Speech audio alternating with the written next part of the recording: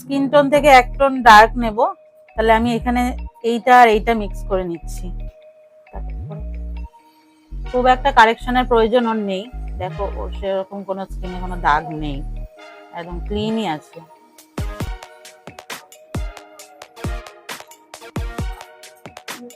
আমার দিকে মুখটা ঘোরা।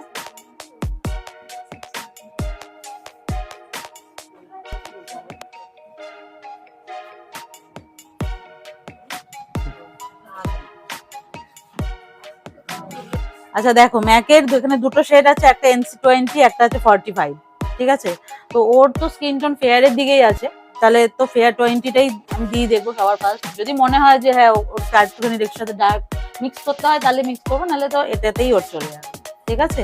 আর খুব লেস কোয়ান্টিটি নেবে, এক গাদা প্রোডাক্ট নেবে না। সামারে সবসময়তে একদম কম প্রোডাক্ট দিয়ে কাজ করবে, ঠিক আছে? তাহলেই দেখবে মেকআপ সুন্দর হবে, লং লাস্টিং হবে। বেশি প্রোডাক্ট দিয়ে ফেললেই মুশকিল।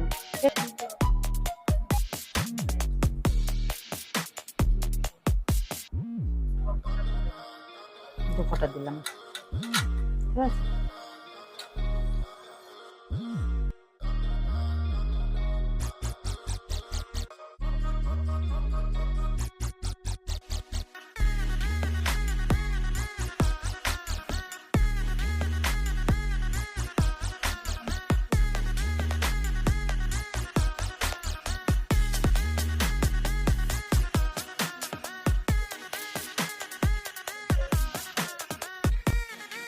আচ্ছা, টার্টে কনসিলার, শেড হচ্ছে লাইট স্যান্ড, ঠিক আছে?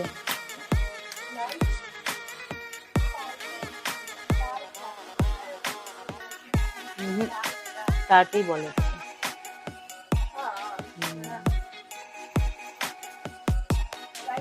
যখন দোকানে কিনতে গেছিলাম তখন দোকানদারও বলছিল, আর বুঝেও তো তাই বলে।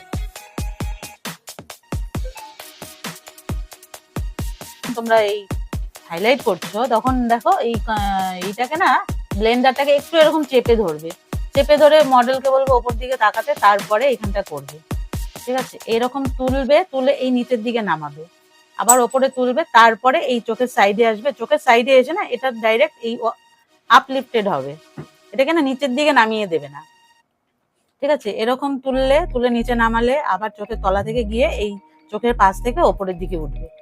এইভাবে স্ট্রোকটা নেবে, তাহলে দেখবে ওর ফেসটা আপলিফটেড লাগবে, ঠিক আছে?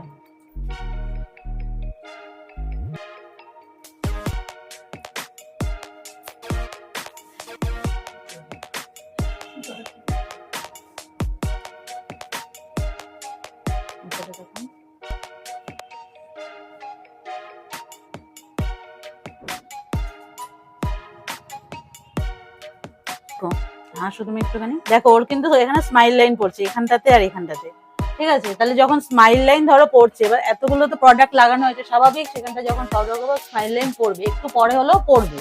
তাহলে যাতে সেইটা আরো একটু পরে হয়, মানে স্মাইল লাইন তো আমরা পুরোপুরি মেটাতে পারবো না, কিন্তু এটা করতে পারি যে যেটা হয়তো মেকআপ করা আধ ঘন্টার মধ্যে আসছে, সেটা হয়তো 2 ঘন্টা বাদে 3 ঘন্টা বাদে আসছে। তাহলে সেটার জন্য কি করবে, যে জায়গাটাতে স্মাইল লাইন পড়ছে তোমার ক্লায়েন্টের, সেই জায়গাটাতে এরকম ইয়ারবাডস নেবে, নিয়ে সেই জায়গার প্রোডাক্টটাকে এইভাবে একটু তুলে দেবে, ঠিক আছে?